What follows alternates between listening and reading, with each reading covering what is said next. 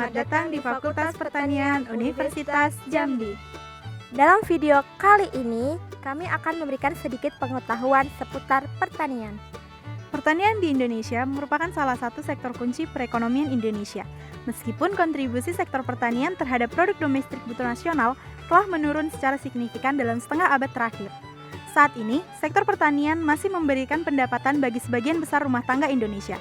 Selain diuntungkan oleh kondisi iklim dan sumber daya alam yang mendukung, pertanian di Indonesia juga didukung oleh sumber daya manusianya. Banyak petani masih memegang dan menggunakan cara-cara konvensional dalam hal menentukan tanaman, cuaca, masa panen, dan pasca panen.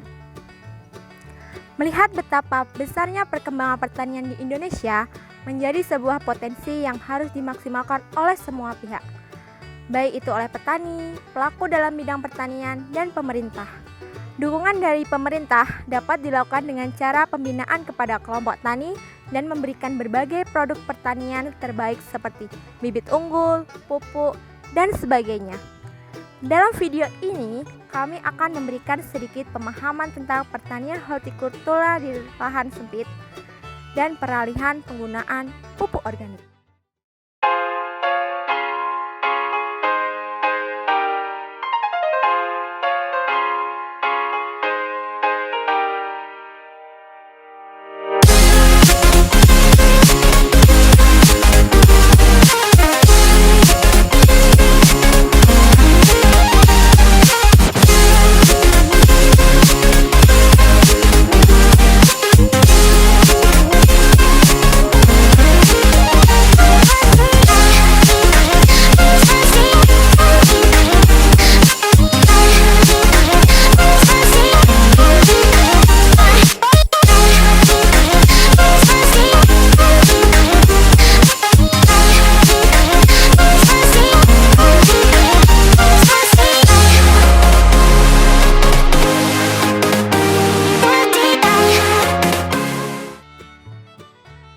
Kita ketahui bahwa pupuk merupakan salah satu sarana untuk meningkatkan produksi pertanian. Adanya pupuk ini dapat membuat hasil pertanian akan meningkat. Ada dua jenis pupuk yang sering digunakan oleh para petani, yaitu pupuk organik dan pupuk anorganik. Mungkin kita sudah tidak asing dengan kedua jenis pupuk ini. Bahkan, kita sering menggunakan pupuk ini dalam pertanian kita. Di antara kedua jenis pupuk ini, yang paling sering digunakan oleh para petani adalah pupuk kimia. Padahal, penggunaan pupuk kimia memiliki banyak dampak negatif, baik untuk lahan, tanaman, bahkan bagi orang-orang yang mengonsumsi makanan hasil tanaman yang mengandung pupuk kimia tersebut. Salah satu alasan mengapa petani lebih memilih untuk menggunakan pupuk kimia adalah karena harga dari pupuk kimia itu lebih murah, karena rata-rata pupuk kimia sudah bersubsidi.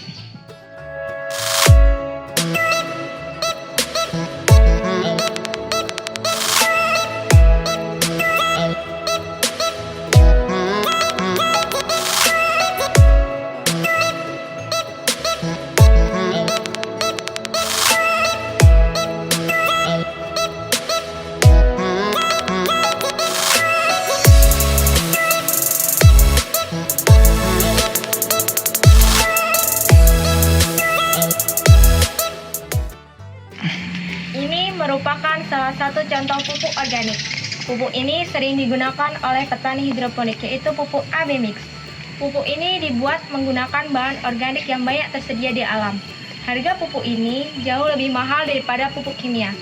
Jika pupuk kimia dapat dibeli dengan harga 5-10 ribu per kilogramnya, pupuk AB Mix dapat dibeli dengan harga 20-40 ribu per 500 ml-nya.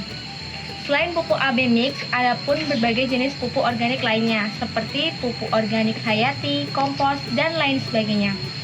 Tentu saja perbandingan harganya juga cukup jauh daripada pupuk kimia.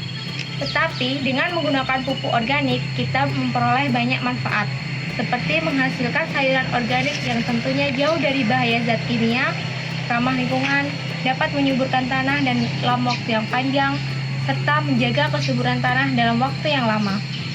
Untuk mengantisipasi besarnya anggaran yang keluar setiap saat untuk rutin menggunakan pupuk organik, maka dari itu ada berbagai solusi untuk menerapkan pertanian organik secara efisiensi. Terlebih lagi, solusi ini juga dapat digunakan dalam lahan sempit. Mungkin kita semua sudah tidak asing lagi dengan nama pertanian ini, yaitu pertanian hidroponik.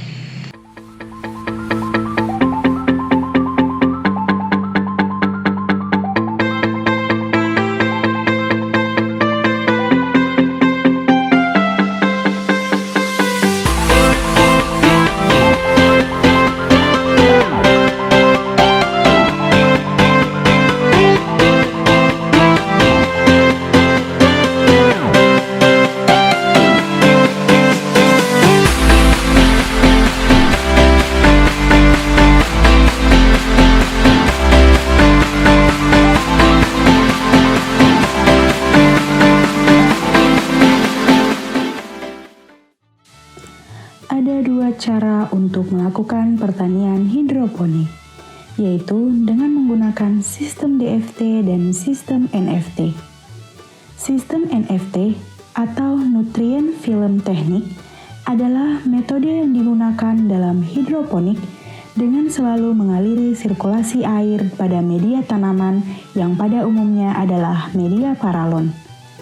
Pada sistem NFT, air harus selalu mengaliri media paralon, karena jika dalam waktu yang lama tanaman tidak dialiri sirkulasi air, maka tanaman akan layu dan kemudian mati. Sistem ini juga sangat tergantung dengan tenaga listrik, karena menggunakan pompa untuk mengaliri sirkulasi airnya. Dengan sistem ini, pupuk ataupun nutrisi yang digunakan biasanya adalah AB mix, yang merupakan nutrisi organik.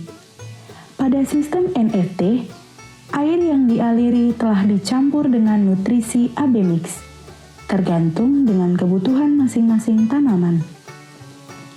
Jadi, sirkulasi air yang mengalir sudah tercampur dengan nutrisi untuk memenuhi kebutuhan hara tanaman. Pada sistem ini, kita tidak perlu menggunakan banyak nutrisi, karena kita hanya perlu mengatur jumlah nutrisi atau meningkatkan kadar nutrisi yang diperlukan setiap minggunya. Cukup dengan menggunakan suatu wadah untuk menampung air yang telah bercampur dengan nutrisi, lalu kita dapat mengaplikasikannya ke seluruh tanaman yang ada. Tentu ini akan lebih efisien dibandingkan mengaplikasikan pupuk organik pada pertanian konvensional. Selanjutnya adalah sistem DVT atau Deep Flow Technique. Sistem ini prinsipnya sama saja seperti sistem NVT. Hanya saja, pada sistem DVT, air nutrisi tidak selalu mengalir, melainkan air dibiarkan tergenang dalam media tanaman. Jika menggunakan sistem ini, kita harus selalu mengontrol air agar tidak mengalami kebusukan pada akar dan tanaman akan layu serta mati. Namun, pada sistem ini kita tidak perlu menggunakan listrik untuk mengaliri airnya.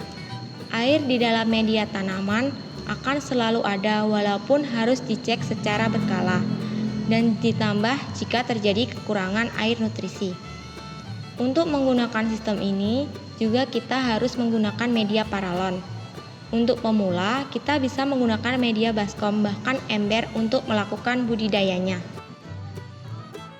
Solusi selanjutnya adalah aquaponik. Sistem ini dapat menekan biaya pembelian pupuk organik dan juga dapat dilakukan di lahan sempit. Sistem ini merupakan gabungan dari sistem hidroponik dan budidaya ikan secara terpadu. Nutrisi yang didapat oleh tanaman akan didapat dari budidaya ikan.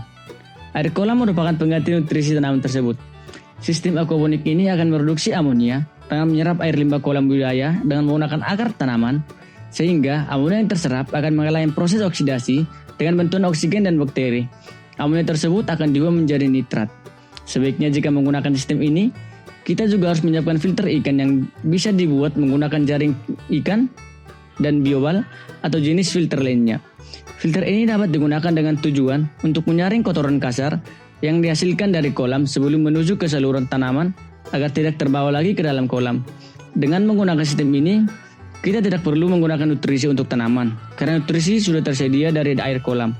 Dengan menggunakan sistem ini, kita juga dapat memperoleh keuntungan yang berlipat, karena akan menghasilkan dua budidaya sekaligus.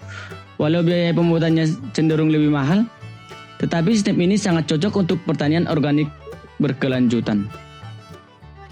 Nah, itulah beberapa pemahaman yang dapat kami berikan. Semoga bermanfaat dan dapat diterapkan untuk keperluan pertanian berkelanjutan. Teman-teman jangan hanya menonton saja ya, jangan lupa di like, komen, dan subscribe. Kami tunggu pertanyaan kalian di kolom komentar ya. Sampai jumpa.